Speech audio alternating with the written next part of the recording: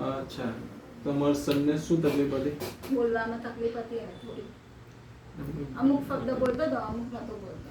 બોલવામાં તકલીફ હતી અને અમુક શબ્દ બોલતા નતા બોલતા. આ કેટલા ટાઈમથી તકલીફ હતી? તકલીફ અમને તો ખાસા ટાઈમથી હતી, પણ અમુક ટાઈમ પછી બોલતો તો, પણ બહુ ઓછું બોલતો હતો એમ.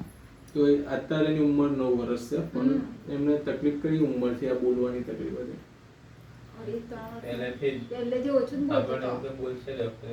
અચ્છા, એટલે જન્મથી જ એવું લાગ્યું તમને? એટલે અમુક વર્ષનો થયો એટલે બોલે ને એટલે બધા એવું કે બોલતો નહીં એમ. એની માટે તપાસ કરાવડાવી. ડોક્ટર કે બોલશે, સાંભળે છે ને એટલે બોલશે. બરાબર. સીટી સ્કેન બધું કરાવે તો ડોક્ટર બોલશે, સાંભળે છે ને તો પણ વાર લાગશે એમ. બરાબર. ને એની માટે પછી તમે કોઈ બીજું બધું કરાવ્યું છે? થેરાપી કરાવી. સ્પીચ તો એનાથી રિઝલ્ટ આવ્યું? એનાથી આવી થોડું ઘણું. સ્કૂલમાં મૂક્યા પછી થોડું ઘણું રિઝલ્ટ આવી ગયું. ને સમજવાનું બરાબર હતું એને? હા, સમજવાનું બરાબર. યાદશક્તિ રહે. યાદશક્તિ બી કમ્પ્લીટ. ખાલી બોલવામાં જ તકલીફ.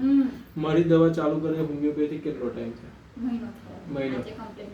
મહિનામાં તમને શું એ બાળકમાં ફરક લાગ્યો? મહિનામાં એમ અમુક વસ્તુ નતો કરતો, તે કરતો થઈ ગયો ને બોલવા શીખી ગયો અમુક વસ્તુ. પહેલે કરતા ખાસો ફેર પડે છે. આમ તુફાનમાં પહેલા છે ને સુનવાઈ બેસી રહેતો હતો. સુનવાઈ. મેડમ મને કમ્પ્લેન કરે કે તમારો મંત્ર ધમાલ કરે છે. સ્કૂલમાં બી કમ્પ્લેન આવે છે. અચ્છા, એટલે હવે એક્ટિવ થયો થોડો. એટલે બેન્ચીસ પર ચડીને પૂછતો હતો. એટલે મેડમ કે બેન્ચીસ પર ચડીને પૂછતો. પહેલા આવું બધું નતો કરતો? ના, બેહારા કે તો બેસી જ રહેતો હતો. અચ્છા. હવે તો આમ ધમાલ કરે મેડમ મને ખબર કે મંત્ર આવી ધમાલ કરે પડી જશે તો જવાબદારી એમ. ને બોલવામાં ઇમ્પ્રુવમેન્ટ આવ્યું. બોલવામાં આવે. બીજી શું ઈચ્છાઓ છે તમારો વજનનો પ્રશ્ન? વજન છે બોડી વધે એવું. ઓકે. ને આમાં કોઈ જેનેટિક રિપોર્ટ તો નહીં કરેલા ને આપણે?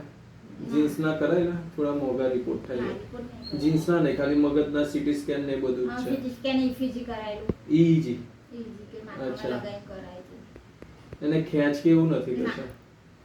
અચ્છા, એટલે આ ડિલે સ્પીચ નો પેશન્ટ છે, એને હોમિયોપેથિક થી 1 મહિનામાં સારું રિઝલ્ટ આવ્યું છે. રિઝલ્ટમાં જે છોકરો ઇનએક્ટિવ હતો એ એક્ટિવ થયો, સ્કૂલમાં ધમાલ કરતો થયો, શાંત હતો એમાંથી.